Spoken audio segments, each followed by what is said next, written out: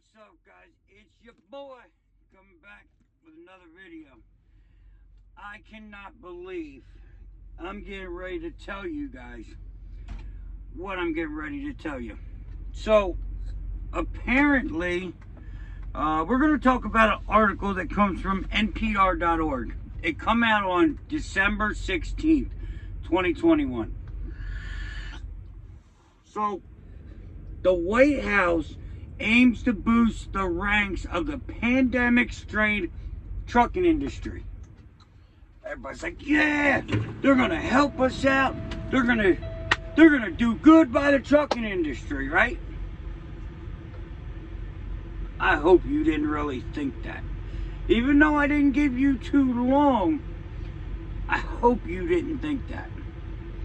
So I've read this article, and it's pretty much gives me two things that they're willing to do. So their first thing is the plan includes providing resources and funding to help states expedite the commercial driver's license process. 90-day challenge to expand a registered apprenticeship program and outreach to veterans as recruitment for new drivers. I would love for veterans to come out. You know what I mean? I would love it. But we're in the middle. Like, they're getting ready to, well, they were, I bet you they're not now, putting in a regulation for more training, which is needed. God, it's needed in this trucking industry. I mean, you've got people that's been out here 10 years, can't back up a truck. It's, unfortunately, the trucking industry is like any other industry. And I know what somebody's going to say, well, they got to learn somehow. You're right, they do. But is it really 80,000 pounds? Like, you've got a guy been sitting in an office selling cars for 10 years. 15 years. Keep it real. 15 years. I want a career change. I'm going to go into trucking. And you're going to teach me how to drive this truck, control this truck, do everything with this truck. And I don't know how long. I mean, right now, the school's like 5 weeks. Some of them are 10 weeks, but how much shorter do you get than 5 weeks? I mean, I just don't get it. Like, we've just had untrained driver kill 4 people, injured dozens. He shouldn't have been on the road, and he gets 110 years because of lack of training, lack of knowledge. And I hate to say it, but I'm going to say probably overconfidence. If you're going to give these guys these licenses, at least restrict where the hell they go. I mean, you can't even put them on 40 through, I guess you can put them through New Mexico. Albuquerque's a little rough, but it's straight up, straight down. I mean, you gonna keep them on the East Coast, north to south? I mean, that ain't no better with the traffic. There needs to be better training, not less training. Mr. Buttigieg, Mr. Biden, train them up. Put your money into training them correctly. Because you know what you're going to do. You're going to put your money into expediting this training, they don't even know if they want to drive a truck. In this market, in this job market, in this economy, you don't need to hold a job. So you get out here, you're not good at being by yourself. You're not good at problem solving. You're not good at time management. You're not good at organization. You're not good at communication. And I'm not saying you're not good at all of those. You can get away with, being in one or two. Maybe get away with being horrible at one. But anything over one, you're in trouble. Time management, you're always late. Communication, you're going to cuss these brokers out because they act a fool. You got to be able to keep yourself cool. You know what I mean? Organized. You got to keep your paperwork. Keep it all together.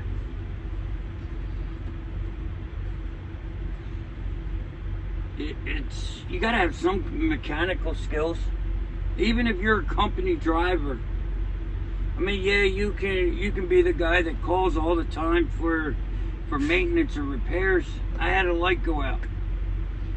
I put a new bulb in it, it didn't fix it. So what do? I take it to the shop and wait a day? Or do I look at the harness, see that something's been rubbing, and I fix it? That's what I do. That's what a lot of people I know do.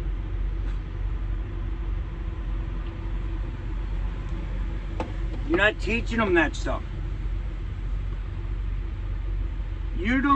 They do not even teach them how to downshift in trucking school.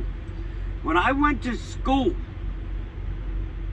they taught me to pull up to the red light in 8th gear, 9th gear. Or at least so you could pull up to it in 12th if you want. Well, that's all brakes. If you don't teach them to downshift on flat land, they sure can't downshift in the mountains. Comes with speed. Or speed comes with training, I'm sorry. You need speed. You don't need to be like, but you got to be able to time it. You got to know when your truck's going. Because I would bet money if I got an interview with Mendoza, I think that's his name, and if any of you guys know him or know the family, holla at your boy. I would love an interview. I would love an interview. I'll go out there. I'll pay for the phone time. Just holla at your boy. Just get me in touch with somebody. I've messaged the wife, messaged the brother. You know what I mean? Somebody help your boy out.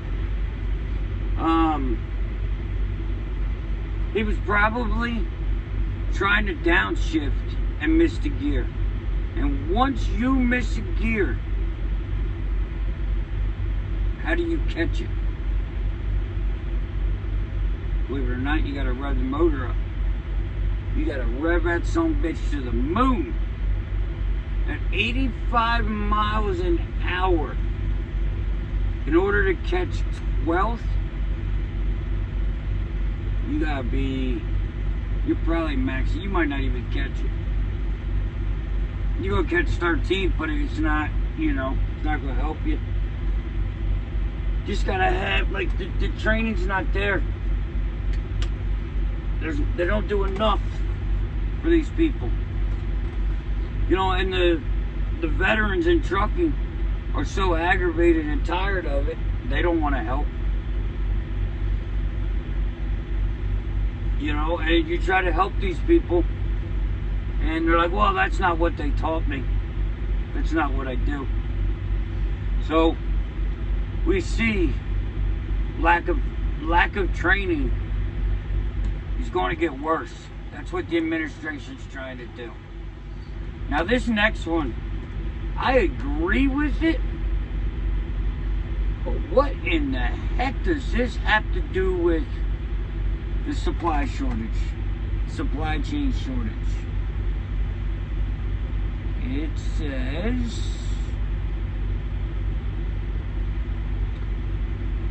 so on Thursday, Secretary of Transportation Pete Buttigieg and Secretary of Labor Marty Welsh will host a roundtable at the White House with the leaders in the trucking industry.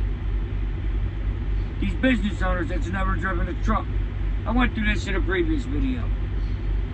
The two departments are also launching the Driving Good Jobs Initiative, which the White House says will study ways to recruit new drivers from underrepresented communities and creating a task force to investigate predatory truck leasing arrangements. They need to be cracked down on. Need to be cracked down on. You've got guys that do these lease purchase from a company because they want to be an owner operator. Prime charges, I think, is $1,200 a week. Plus you got to pay insurance. Plus they take a percentage. Plus you're responsible for maintenance and all that, I guess. That's what somebody told me. But I mean, I don't know. But $1,200 a month or $1,200 a week. I'm sorry, $1,200 a week. The $1,200 a week covers my truck, my trailer, my insurance, and there's still money left over. Still money left over. Setting these guys up for failure. But that's what they want. Prime makes a business out of this. This is what they get paid to do. I mean, they get paid the whole freight, but and then they'll turn around and give these guys $1.40 a mile. $1.40 a mile. How bad did the weather make the road on 24? No, it wasn't too bad when I was out there. I come back from about 4 minutes way. It was. That's why we have radios, driver. You know what they tell you in school? Turn them off. Don't use them. They're a distraction. Turn your cell phone on for GPS, though.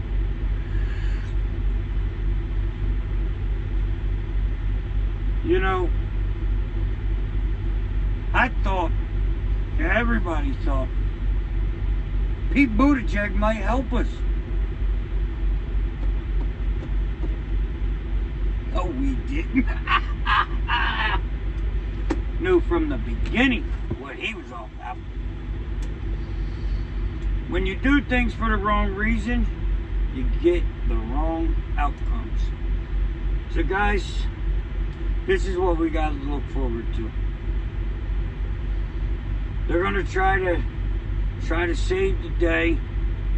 Mushy the truckers. Still not looking at the root cause, the root problem. I have a buddy who hauled a load of toiletries from Pittsburgh to, I think it was New Jersey.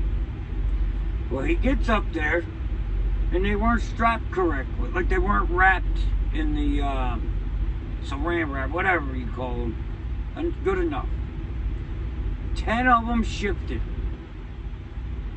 I think he picked it up Thursday, I believe. I know he went to deliver Thursday, so he might have picked it up Friday, or Wednesday. Well, they refused the whole trailer. So he calls them right away. Hey, y'all got to figure this out. They're refusing to load, blah, blah, blah. I don't know the brokers, so don't ask. None of that.